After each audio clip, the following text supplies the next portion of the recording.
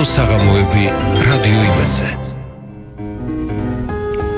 საღამომშვიდობის რადიო იმედის ეთერშია გადაცემა კატოს საღამოები. საეთერო სტუდიაში მუშაობს კატო ხმის რეჟისორი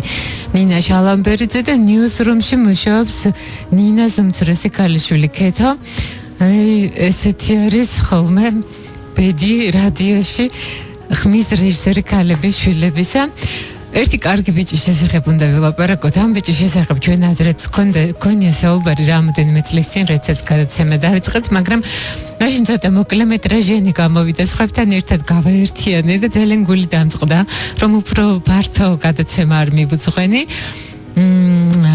გარდა ამისა, ცოტა ხნის წინ დაბადების დღე ჰქონდა და ამ ბიჭის შესახებ ყველაზე ფართოდ ცნობილია ის და ყველაზე ხშირად რაც კი რაიმე ახსენდებათ მასზე არის ეს, რომ მან ყურის ნაწილი მოიჭრა და მეძავ ქალს აჩუქა. ეს ფაქტი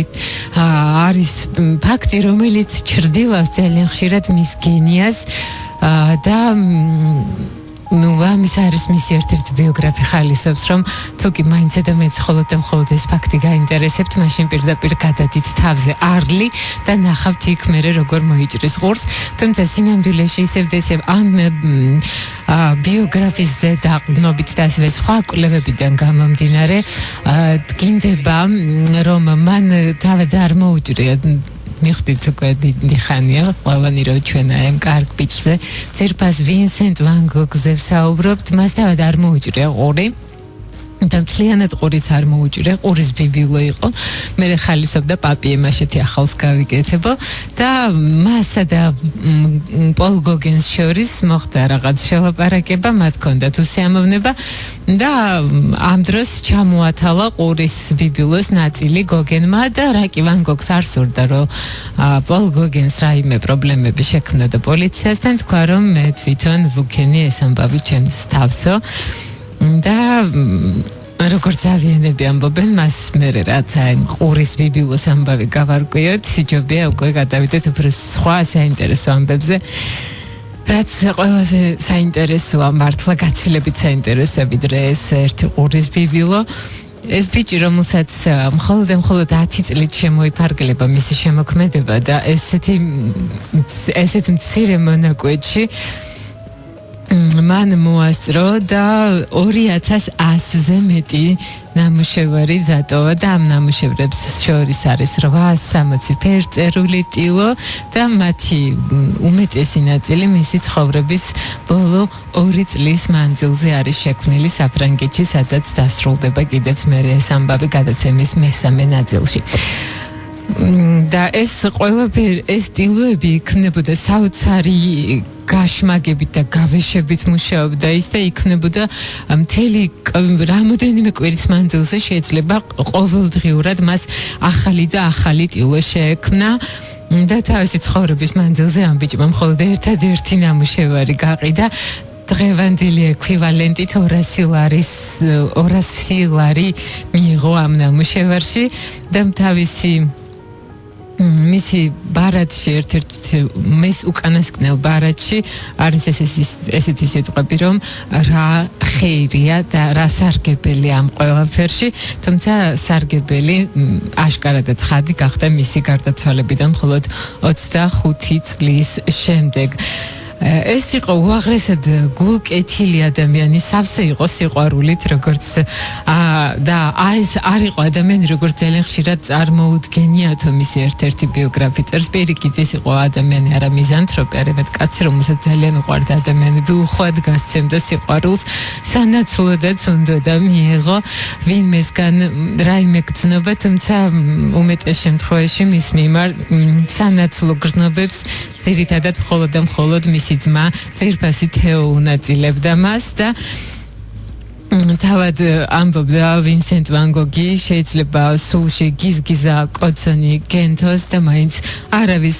არ მოუნდეს მოვიდეს და ჩამოჯდეს ამ კოცონთან. გამლელები მხოლოდ მსუბუქ კვამლს ხედავენ, რომელიც საკვამურიდან ამოდის და თავის გზას აგრძელებენ. სამყარო ძალიან ცუდად მოწყობილი ეჩვენებოდა და მარტო არ არის ის ამ საქმეში. ჩვენი ბიჭი და თვლიდა რომ მამაზე ცირმა სამყარო ერთთა ისე შექმნა სახელდახელოდ იმ დღეს როცა მაინც და მაინც გუნებაზე არ იყო. როდესაც მონათლეს მისი სრული სახელი იყო ვინსენტ ვილემი დაარქვეს მისი ბაბუების პატივსაცემად. ის დაიბადა 30 მარტს 1853 წლის ქალაქ გროთ ზუნდერტში, ჰოლანდიის პროვინციაში, ჩრდილოეთ ბრაბანტში, დაახლოებით სადღაც სამხრეთ ბელგიის საზღვრებზე. მისი მამა თეოდორი პასტორი იყო, პატარა რეფორმატორული ცერკვისა კარგი იყო, ხო? პატარა რეფორმატორული ეკლესიისა და თეოდორ ვან გოგს ესე ეძახდნენ, რომ ჩინებული პასტორი და მის მზრელს ის ძალიან უყვარდა, მაგრამ ბუნებას მაინც დიდი ჭკუით არ დაუჯილდოვებია და არც ჭერმეტყველებით ვან გოგის მამა და ეს შესაბამისად მისი წინსვლა სასულიერო სარბილზე მაინც და მაინც დიდი ნაბიჯებით არ გამოერჩეოდა და ოჯახს ერთი მიყრუებული სოფლიდან მეორე მიყრუებულ სოფელში უწევდა გადაბარგება. დედა ვინსენტ ვან გოგისა ანა კორნელია კარბენტუსი ასევე გულკეთილი ქალი იყო, მაგრამ არც ის გამოერჩეოდა მაინც და მაინც დიდი წარმოსახვის უნარით. მოკლედ მშობლები თავის გენიალურ შვილს ვერაფრით ვერ უგებდნენ, თუმცა ამ შემთხვევაშიც ისინი არ იყვნენ მარტონი, ძალიან ბევრი ვერ უგებდა მათ გენიალურ ვაჟს. მიუხედავად იმისა, რომ ჩვენი ბიჭი იყო უფროსი შვილი ვან გოგების ოჯახში, ის არ იყო მათი პირმშო. ზუსტად 1 წლით ადრე მის დაბადებამდე, ზუსტად 30 მარტს ვან გოგების წყვილს შეეძინა ვაჟი, რომელსაც ასევე დაარქვეს ვინსენტ ვილემ ვან გოგი. თუმცა ბავშვი დაიბადა მკვდრად შობილი და მისი სასაფლაო მდებარეობდა ეკლესიის გვერდით, რომლის გვერდითაც ყოველ კვირას უწევდა ჩვენს ვინსენტს, ჩვენს რიგით მეორე, მაგრამ სინამდვილეში მთელ მსოფლიოში რიგით პირველ ვინსენტს ჩავლა და მერე ფსიქოლოგებს არ დაუშურიათ თურმე ძალისხმევა, რომ ამაზე აეგოთ მთელი თეორიები, მაგრამ ამ თეორიებს თავი გავანებოთ თითქოს ამ ყველაფერმა იმოქმედა მასზე. თვითონ თეოდორ ვან გოგის ოჯახში ჩვენი ბიჭის გარდა ყავდათ კიდე სხვა შვილებიც, ყავდათ 2 ვაჟი, მათ ყავდათ 2 ვაჟი და 3 ქალიშვილი, თუმცა არც ერთი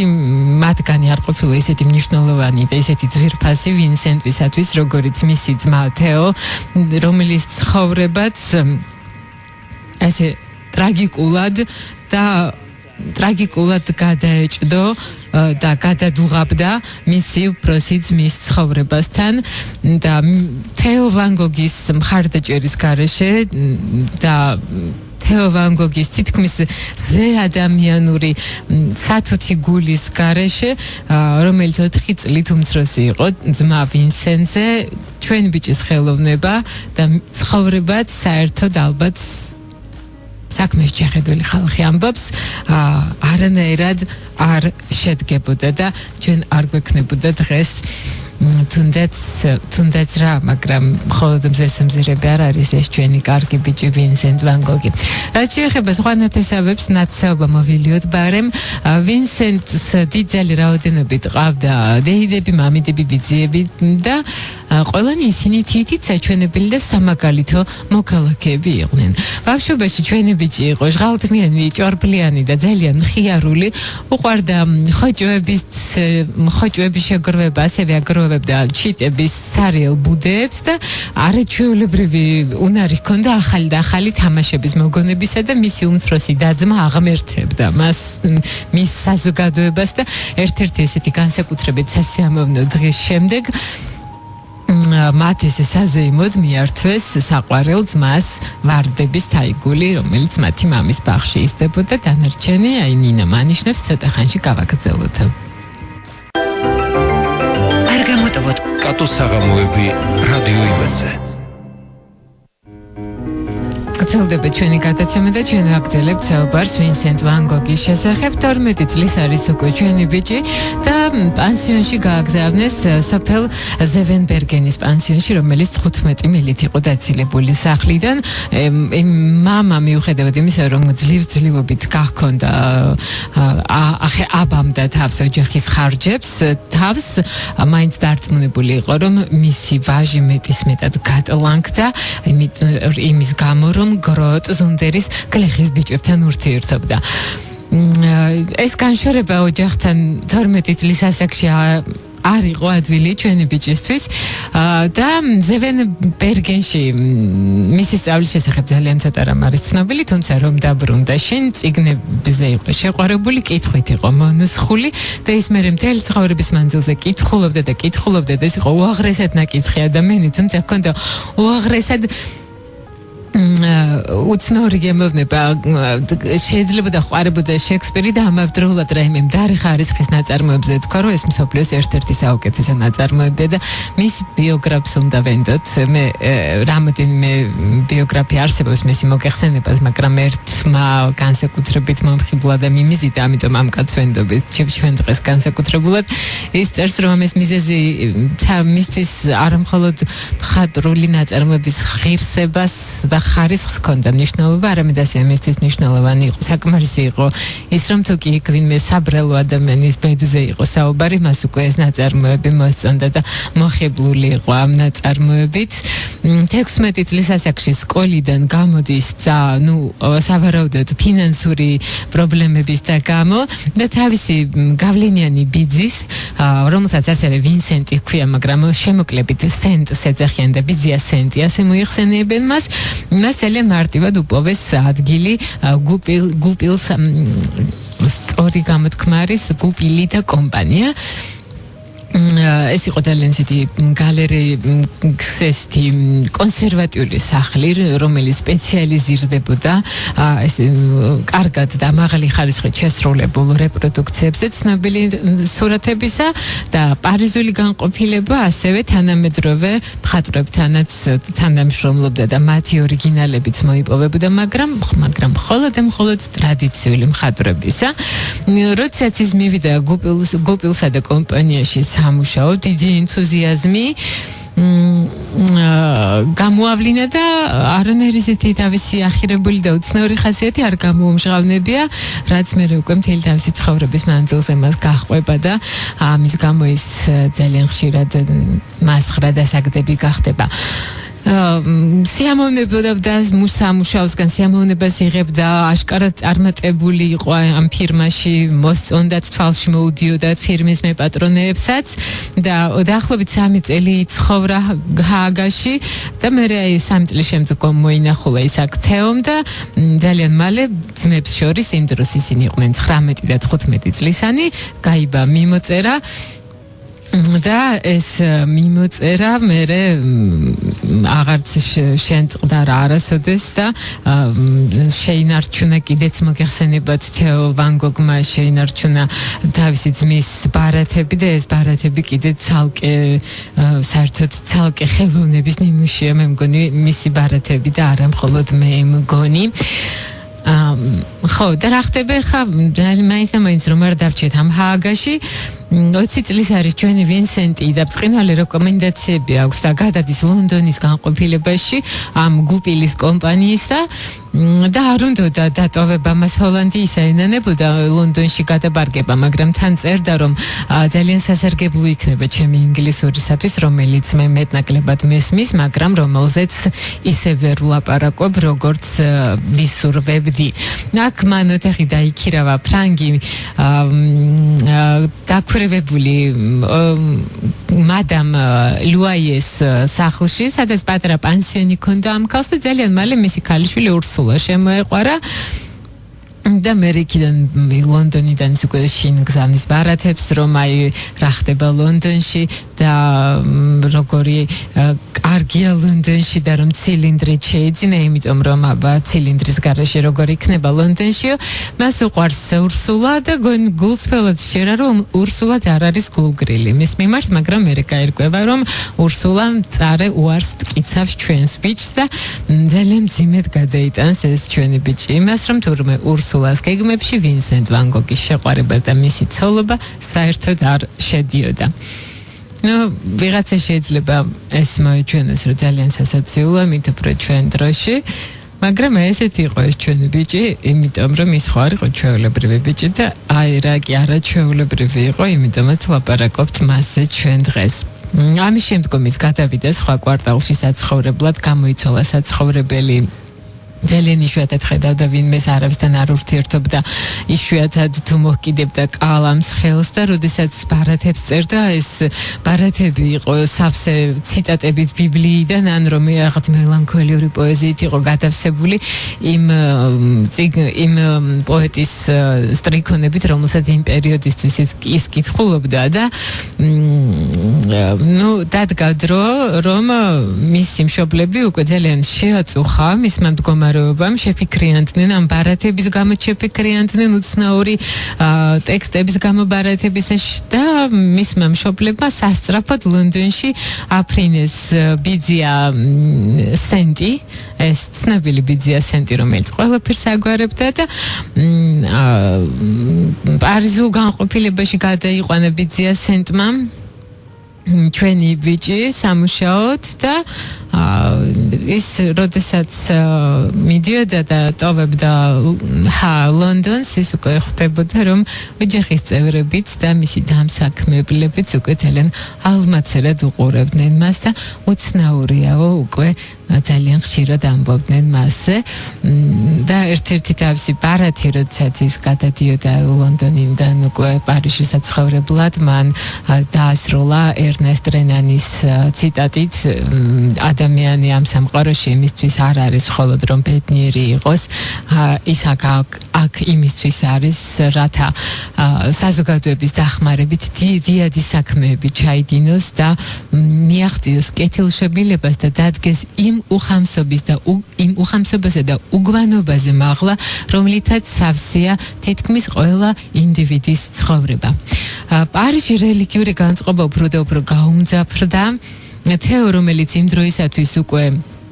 ისევ და ისევ ბიძია სენტის წყალობით გუპილის ეს გუპილი და გუპელი ვეღარ დავიმახსოვრე, იმიტომ რომ რუსულ ფრანგულ ერთმანეთში ამერია და მოკლედ გუპილია სწორი ფორმა. გუპილის ბრიუსელის განყოფილებაში მუშაობს და ჩვენი ბიჭი კი ამასობაში პარიზშია და ის წერს თეოს, რომ ჩვენ ღამით ბიბლიას ხმამაღლა ვკითხულობ და გადაწყვეტილი მაქვს, რომ თავიდან ბოლომდე წავიკითხო და 1975 წელს, როდესაც ის მოინახულებს თავის მშობლებს, დაბრუნდება, ავადა ისე მოინახულებს თავის მშობლებს, იმიტომ რომ საშობაო სეზონია, დიდი აღებმიცემობის სეზონია, ყიდვა გაყიდვის და ამ დროს ის არავის არ კითხავს არაფერს, გაემგზავრება ჰოლანდიაში, მოინახულებს თავის მშობლებს, უკან დაბრუნებული კი ფაქტობრივად თავის გათავისუფლების პროვოცირებას გამოიწვევს, იმიტომ რომ ის მმართველს გალერეისა კითხავს იმას, რაზე პასუხიც ერთადერთი და ცალსახე შეიძლებოდა ყოფილიყო, გააქვთ თქვენ ჩემთან რაიმე პრეტენზიები. მან გაფრთხილება მიიღო და მერე 3 თვის შემდგომ გაათავისუფლეს და ესე დასრულდა 6 წლიანი პერიოდი სურათებით მოვაჭრისა ვინსენტ ვან გოგის. თავად მაინც გული არ დასწყვეტია ამ ყველაფერზე და თეოს მისწერა, როდესაც ვაშლი დამწიფდება, მხოლოდ მსუბუქი ქარის დაქროლვად საკმარისია იმისათვის, რომ ის ხიდან ჩამოვარდეს, ასე მოხდა შემთხვევაშიც. 23 წლის ასაკში უმუშევარია, არ აქვს არანაირი წარმოდგენა რისი გაკეთება უნდა შემდგომში, თუმცა ძალიან ხშირად აკეთებს ჩანახატებს, ასურად ხატებს თავის ბარათებს, მაგრამ სერიოზულად იმაზე რომ ხატვარი გახდეს არც უფიქრია, თავში არც მოსვლია. და მერე დგება ის დრო, რომ ეს ჩვენი ბიჭი ხან პედაგოგად მუშაობს და ძალიან მძიმე და გავუსაძლის პირობებში, იმიტომ რომ ის მუშაობს, ის არის მასწავლებელი და მას არანაირ ანაზღაურებას არ უხდიან, მხოლოდ მას აქვს იქ ჭერი თავზე და რაღაც უბადრუკი სადილი, მეტი არც არაფერი, მე შედარებით უკეთეს ადგილს იშოვის და იქაც დაახლოებით 20 ლარის ოდენობით თვეში ხელფასი გამოსდის ჩვენს დროზე რო გადავიყვანოთ და მდგომარეობა არ არის სახარბიელო მისი, თუმცა ის ძალიან გადავარდა, ის ძალიან რელიგიური ხდება უფრო და უფრო და 1876 წელია და ფაქტიურად დაახლოებით რამოდენიმე თვის ნახევრად მშიერმა გაატარა ვინსენტმა ის ოჯახში ჩადის არდადეგებზე და მისი მშობლები, რომლებიც უკვე ეტენში ცხოვრობდნენ, სახტად დარჩნენ და გაუგდნენ, ეს დაინახეს ეს გადამხდარი ვინსენტი, რომელსაც შეშლილი სახე ჰქონდა და გადაწყვიტეს, რომ ის აღარ უნდა დაბრუნდეს ინგლისში და ამ დროს ისევ ბიძია სენტს უხმეს საშველად და ბიძია სენტი ესეთი გამობრძმედილი ბიზნესმენი ძალიან გაწმილებული დარჩა უმცროსი ვინსენტით და განუცხადა, რომ ზებუნებრივის არაფერი გამეგება, მაგრამ რაც შეეხება ბუნებრივს, ყველაფერი ზუსტად ვიცი ბუნებრივისა. რაზეც თავის მხრივ ვინსენტ ვან გოგმა სენტ-ბიოვი ციტატით უპასუხა, რომ ყველა ადამიანში პოეტი ცხოვრობს, პოეტი ახალგაზრდობაში კვდება, ადამიანი კი სიცოცხლეს აგრძელებს და მიუხედავად ასეთი პასუხისა, ალბათ ვერც მაინც და მაინც ახლოს გულთანაც არ მიუტანია ეს პასუხი ბიძია სენტს. მან ისევ გამოიყენა თავისი გავლენა იმისათვის, რომ ამჯერად წიგნის მაღაზიაში მოეწყო სამუშაოდ ვინსენტი, თუმცა ჩვენს ბიჭს მაინც და მაინც ამ ყველაფერზე გული არ მიუწევდა და დიდხანს იქ არ გაჩერებულა და ძალიან დიდი ხნის შემდგომ თავად ამ წიგნის მაღაზიის მეპატრონე ამბობდა, რომ რაღაცებს ჟღაბნიდაო და მე კიდე მოგვიანებით, როდესაც ვინსენტ ვან გოგი უკვე ვინსენტ ვან გოგობდა წიგნის მაღაზიის მეპატრონის ვაჟმა მთელი ეს მაღაზია გადააქოთა და თავდაყირა დააყენა იმის იმედად, რომ იქნებდა სადმე რომელიმე ერთი ესეთი ნაჯღაბნი მაინც ეპოვა, მაგრამ სულ ამაოდ და ახია მაგაძე. სხვა ნაცნობები ამ დოდრეხტიდან ერთ-ერთი მისი ნაცნობი, ვისთან ერთადაც ცხოვრობდა ჩვენი ბიჭი, ის იგონებდა, რომ ვინსენტზე ყველა ხალისობდა, იმიტომ რომ სადილობისას პანსიონში ისაოცრად დიდხანს სადილობის წინ ძალიან დიდხანს ლოცულობდა. როდესაც ამ წიგნის მაღაზიიდან წამოვიდა, განიზრახა, რომ მისი მისია ამ ქვეყნად არის, რომ ის ღმერთს უნდა ემსახუროს. მისი ოჯახი ძალიან მაინც და მაინც დარწმუნებული არ იყო, შესძლებდა თუ არა 24 წლის ასაკში ესეთი რთული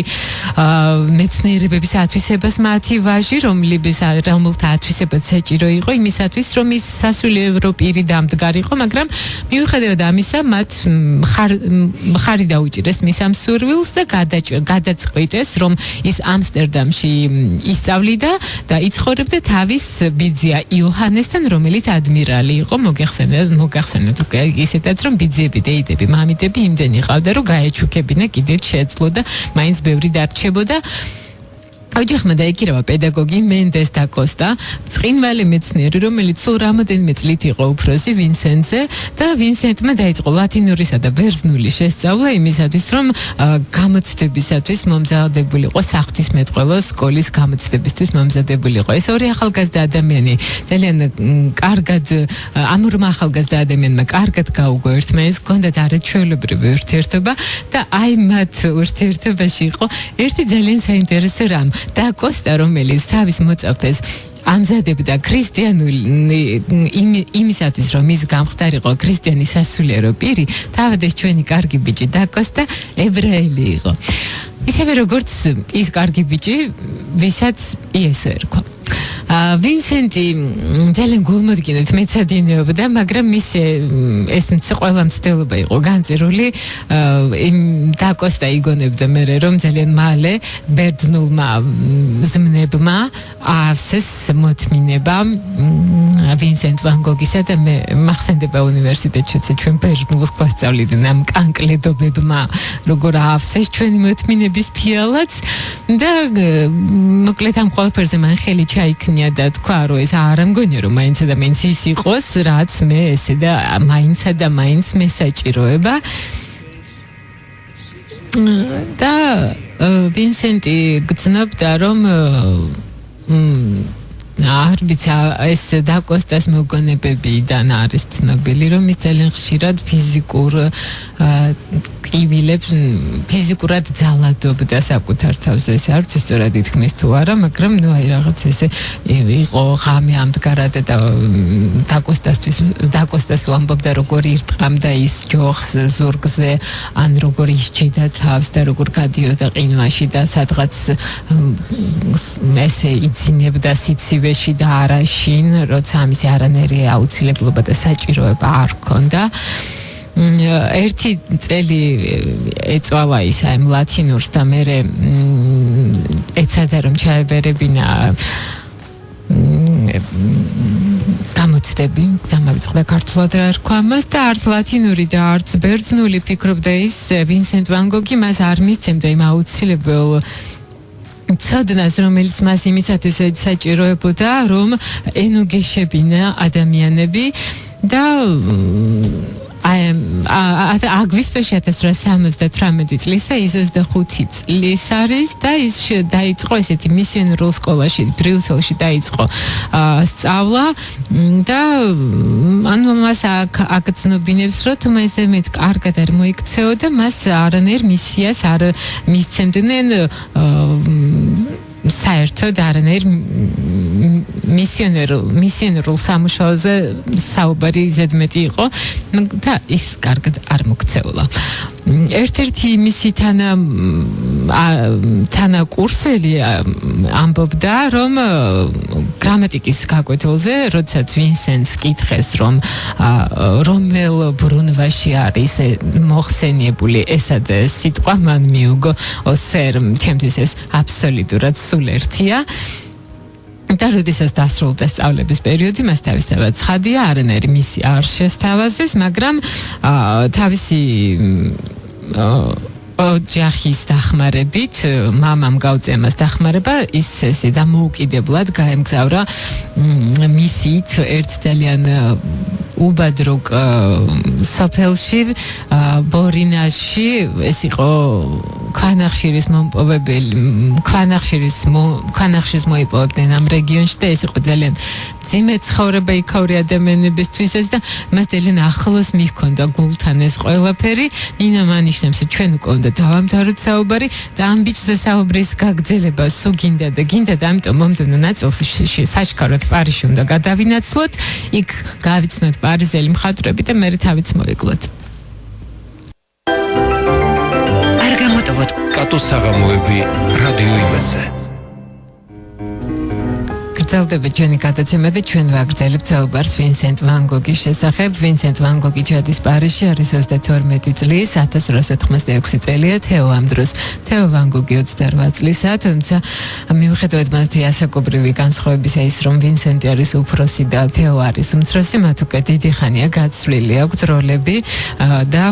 მხოლოდ ეს ასაკობრივი განსხვავება დარჩა, თორე უფროსი ძმის მოვალეობებს თეო ვან გოგი ითავსებს. თეო არის ყოველმხრივ უფროსი, უკვე მასზე ასაკის გარდა და გარეგნობით ის ძალიან წააგავდა ვინსენტს, მაგრამ ქცევით დიამეტრალურად იყო განსხვავებული მისგან. ეს იყო ძალიან რბილი ხასიათის ადამიანი, რომელიც ცდილობდა რომ რაც შეიძლება ჭრდილში დარჩენილიყო, რომელიც ესე შეუმჩნევლად მიმოდიოდა პარიზის სახელოვნებო წრეებში და ისინიც კი ვისაც ქონდა მიზეზი, საკმაო მიზეზი იმისა, რომ ხსომებოდათ თეო ვან გოგი, ისინიც კი რთულად იხსენებდნენ იმას, როგორი იყო თეო ვან გოგი, პოლ გოგენი, რომელსაც თეომ ესეთი მნიშვნელოვანი დახმარება გაუწია და მნიშვნელოვანი სამსახური გაუწია, იმაზეც კი არ შეწუხებულა, რომ დაემახსოვრებინა როგორ იწერებოდა სწორად გვარი ვან გოგი. ფრანგი პოეტი პოსტავკანი მერე მოგვიანებით იხსენებდა, რომ ეს იყო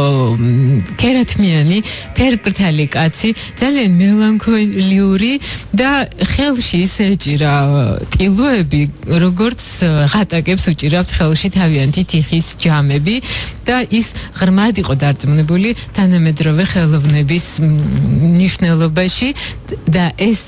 მოკრძალებული ბიჭი იყო უაღრესად ნიჭიერი და უაღრესად ალღოიანი შემფასებელი ხელოვნებისა, კარგი ალღო ჰქონდა მას ხელოვნებაში და მან გააცნო ვინსენტ ვან გოგს პარიზის საუკეთესო ნაწილი მხატვრობისა და პისარო მერე როდესაც პისაროს მოუვიდა ყველაზე მეტად თვალში ვან გოგი და ვან გოგსაც პისარო მოუვიდა თვალში მერე მოგვიანებით როგორც ამბობენ ვინსენტ ვან გოგის გარდაცვალების შემდგომ პისაროს უთქვამს რომ დარწმუნებული ვიყავი რომ ვან გოგი ანჭკვიდან შეიშლებოდა ან ჩვენ ყველას უკან ჩამოგვიტოვებდა მაგრამ არ ვიცოდი რომ ერთსაც იზამდა და მეორესაც.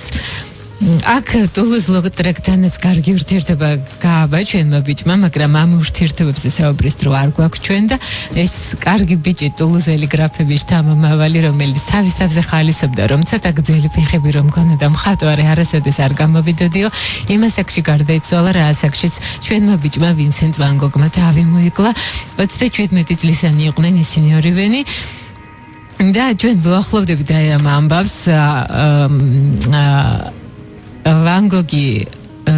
27 ივლისი არის კვირა დღეა 1890 წლისა და ვინსენტ ვან გოგი იწყებს ბარათის წერას ძვირფას თეოს წერს ის ბარათს რომელშიც თავისი ძალიან დიდი ხნის ნალოლიავები და ესეთი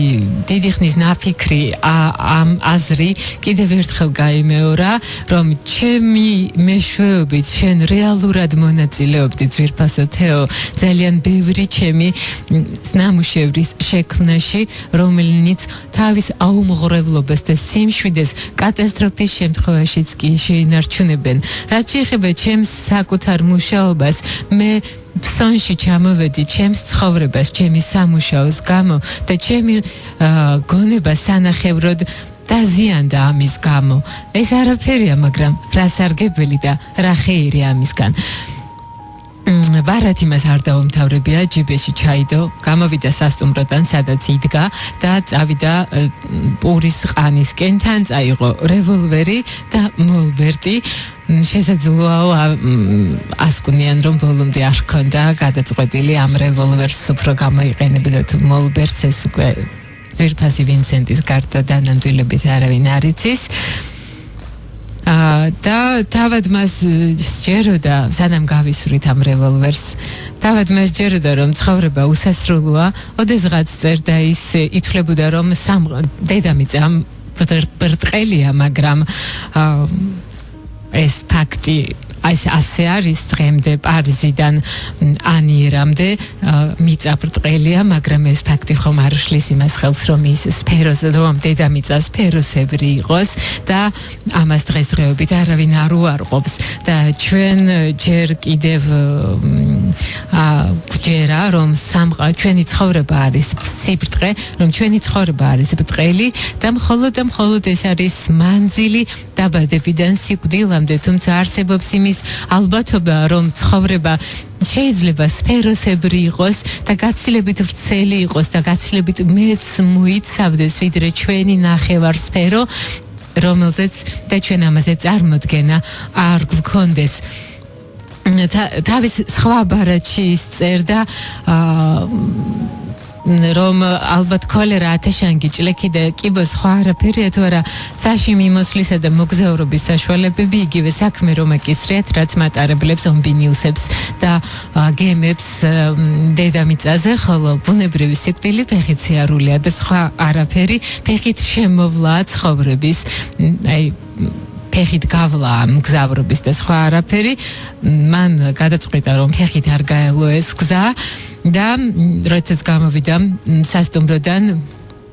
რამოდენიმე იარდის მოშორებით მან იპოვა ის შევიდა ფერმის ეზოში და რევოლვერი გაისროლა მუცლის არეში ისროლა მან და მუცლის არეში დაიჭრა თავი და მერე უკან დაბრუნდა სასტუმროსაკენ გზადაგზე ის ეცემოდა და მაგრამ მაინც მოახერხა და დაბრუნდა იმ პატარა ოთახში სადაც იდგა ამ სასტუმროში და ის უკვე ესე ლოგინში მწოლარე კედლისკენ მიბრუნებული იპოვეს სტუმროს მეპატრონეებმა და მათ საჩქაროდ აფრინეს კაცი და მოიყვანეს ექიმი გაშე, რომელიც შეეცადა რომელმაც არაკეთილგონივრულად ჩათვალა უბრალოდ რომ ამოეღო ტყვია და ეს ეცადა როგორც ჩანს ეს უფრო სახიფათო მიაჩნდა მას ვიდრე ეს რომ ტყვია დაეტოვებინათ და უთხრა მან ვან გოგს რომ სავსებით შესაძლებელია რომ შენ გადარჩე და ყველაფერი იქნება კარგად და შენ გააგრძელო სიცოცხლე და ამაზე ჩვენმა ბიჭმა უპასუხა მაშინ მე ამის ხელახლა გაკეთება მომიწერს მაშინ ექიმა გაშემ თეოს მისამართი გაარკვია პარიზში და ვინსენტმა უარი განაცხადა მისთვის მიეცა თეოს მისამართი მაგრამ ნუ ექიმა გაშემ მაშინ თეოს სამსახურში აცნობათ ეს ამბავი თეომ როგორც კი შეიტყო ეს ყველაფერი მაშინვე მეორე დილას უკვე თავის ძმასთან იყო ამასობაში ოვერის ჟანდარმები მივიდნენ სასტუმროში და ჩამოდგნენ ჩვენი ბიჭის სასუმალთან და ძალიან ისეთი გულისწყრომა გამოთქვეს რომ აემ ჩვენმა ბიჭმა როგორ დაარღვია ამ თავისი რევოლვერის გასროლით და თვითმკვლელობის მცდელობით როგორ დაარღვია ადგილობრივი ცხოვრების მშვიდი მდინარება რაზედაც ჩვენმა ბიჭმა უპასუხა რომ ეს მისი პირადი საქმე იყო და არა ვინმე სხვასი ღამით არ უძინია მთელი ღამე ჩიბუხს ეწეოდა თუმცა არც ერთი სიტყვა არ დასცდენია როდესაც მოვიდა თეო ვინსენტმა უთხრა არიდი რომ ეს ყველა ჩვენგანის და სასიკეთოდ გავაკეთე და მერე თეო წერდა თეომ და ვინსენტმა მთელი საღამო ილაპარაკეს და ეს დილამდე გაატარეს ლაპარაკში ეს უკანასკნელი პერიოდი ვან გოგისა და დაახლოებით 36 საათის შემდეგ აი ამ რევოლვერის გასროლიდან მას შემდეგ რაც გაისროლა მუცელში დაიჭრა თავი ვინსენტ ვან გოგმა მან ჰოლანდიურად თქვა როგორ მინდა რომ ახლა შინ გავემგზავრო და ის გარდაიცვალა ჩვენი ბიჭი 37 წლის იყო ოვერის სასულიერო პირმა უარი უთხრა თეოს იმაზე რომ მიეცა მისთვის დროგი რომელიც განკუთვნილი იყო მიცვალებულთა გადასასვენებლად უთხრა რომ თვითმკვლელისათვის ეს დროგები არ იყო განკუთვნილი და მე ყველას ძალიან გულით და სულით გირჩევთ რომ არ გაიმეოროთ ვინსენტ ვან გოგის აქციელი და არასოდეს არ მოგდომებოდეთ თუ მოგდომებოდეთ გადაგეფიქრებინოთ მაგრამ ეს სასულიერო პირების გაგება ვერანაირ ძალიან ძნელად მოსახერხებელია როცა ეს ამბები ხდება მაგრამ ეს სხვა გადაცემის თემა და ჩვენ არ გვაქვს ამდენი დრო ძალიან ცოტა ადამიანი აცილებდა ჩვენს ბიჭს ბოლო გზაზე და მხატვარი ემილ ბერნარი მერე მოგვიანებით ასე აღწერდა ამ მდგომარეობას რომ იმ ოთახის კედლებზე სადაც ესვენაც ხედარი ვინსენტ ვან გოგისა მისი უკანასკნელი ნამუშევრები ეკიდა და თითქოს და მის გარშემო რაღაც შარავანდედის მაგვარს ქმნიდნენ და ეს იყო გეგონებოდეთ რომ ეს რაღაცა ანათებდა თითქოს რომელიც აი ამ ნამუშევრებიდან მოდიოდა სინათლე და შუქი მოდიოდა და უფრო და უფრო სევდიანი ხდებოდა და გულსაკლავი მისი სიკვდილი და ის გადაასვენეს მერე ბორცვზე სადაც ის დაკრძალეს კიდეც და მერე მოგვიანებით როდესაც თეო რომელიც აღმერთებდა თავის ძმას და ყოველთვის ყველანაირად მის გვერდით იდგა განუწყვეტლივ ქვითინებდა და იმ დღეს ისეთი თაკარამზე იყო ესევე მხატვარი ემილ ბერნარი აგრძელებს და ისეთი ამინდი იდგა როგორიც ვინსენტს ძალიან გაუხარდებოდა და ჩვენ ყველანი ვფიქრობდით რომ რამ კარგი იქნებოდა რომ ეს ყველაფერი მასაც შესძლებოდა რომ დაენახა. ვინსენტის გარდაცვალების შემდეგ თეო მოკლული იყო მწუხარებით რამოდენიმე კვირის განმავლობაში მას არც ერთ ბარათზე არ უპასუხი არავისთვის. როდესაც ცოტა გონს მოვიდა მისი ერთადერთი აზრი და მიზანი იყო რომ შემოენახა ვინსენტის ხელოვნება და მისი ხსოვნა. მან ახალგაზრდა კრიტიკოს ალბერ ორიეს მისწერა რომ და სთხოვა რომ დაეწერა მისი ძმის ვინსენტის ბიოგრაფია რომლისთვისაც მე შემიძლია ყველანაირი მასალა მოგაწოდოთ აბსოლუტურად ავთენტური როგორც გიყვარს ახლა ჩვენ ავთენტიკური უბრალოდ ისტორია და რადგანაც მე მქონდა მასთან მუდმივი მიმოწერა. ორიე ძალიან მოხარული იყო რომ მას ეს დავალება ერგო წილად, მაგრამ ვერ მოახერხა სამუშაოს დროულად დაწყება და მან ვერ დაწერა ეს წიგნი და იმიტომ რომ 2 წლის შემდეგ 27 წლის ასაკში ეს ახალგაზრდა კაციც გარდაიცვალა. თავად თეო ცდილობდა რომ რამენაირად ვინსენტის გამოფენა მოეწყო, მაგრამ არანაირად ეს ყველაფერი არ გამოდიოდა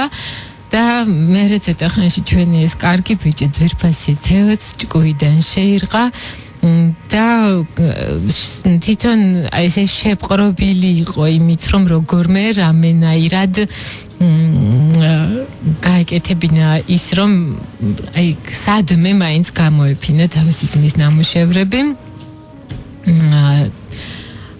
და თეო დიდხანს არ უცოცხლია თავისი ძმის გარდაცვალების შემდეგ, როდესაც ეს მისი ჯანმრთელობა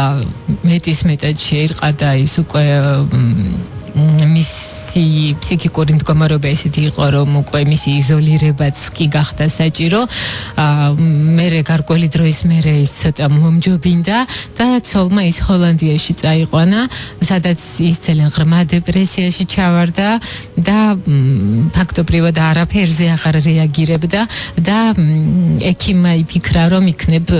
სტატია წავუკითხოთ მას ვინსენტის შესახებ, რომელიც ჰოლანდიურ გაზეთში დაიბეჭდაო და ერთადერთი რაზეც ქონდა მას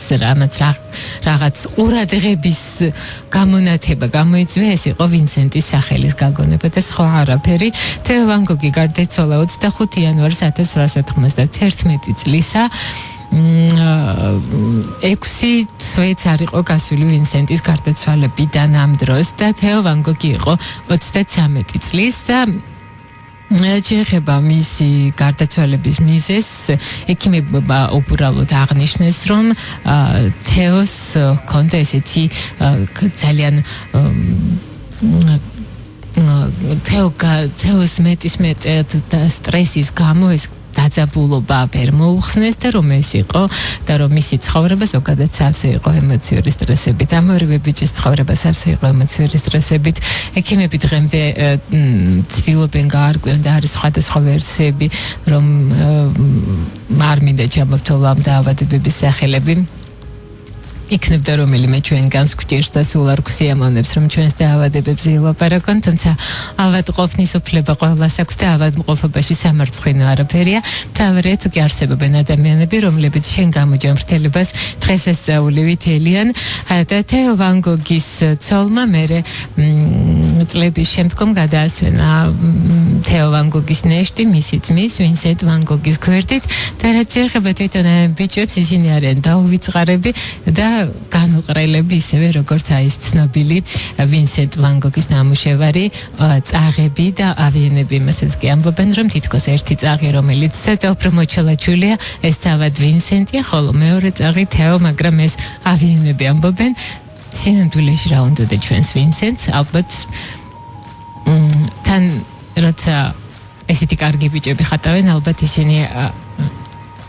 ფიქრობენ რომ რაც გინდა შეგიძლია ის დაინახო და ის დაინახოს შენმა თვალებმა. ჩვენი გადაცემა დასრულდა, ამ ბიჭზე კიდევ დაუსრულებლად შეიძლება ელაპარაკო ბევრი, მაგრამ მოდით აქ ამოვწეროთ ეს ამბავი იმისათვის რომ თავი არ შეგაწყინოთ. მადლობა ყურადღებისთვის. თქვენ ღამის 12 საათის შემდგომ როგორც ყოველთვის კოდექს აუდიოგელით მიშა მიმინაშვილთან ერთად და ამჯერად გიდე მოპასანის ლამაზ მეგობარს მოისმენთ ნაწილს ცხადია ორ შაბათს ისევ შევხვდებით ერთმანეთს, მიშა ვინმე კარგ ბიჭს გამოაყოლებს ხელს თქვენთვის. მადლობა ყურადღებისთვის კიდევ ერთხელ ღამე მშვიდობის უსმინეთ რადიო იმედს.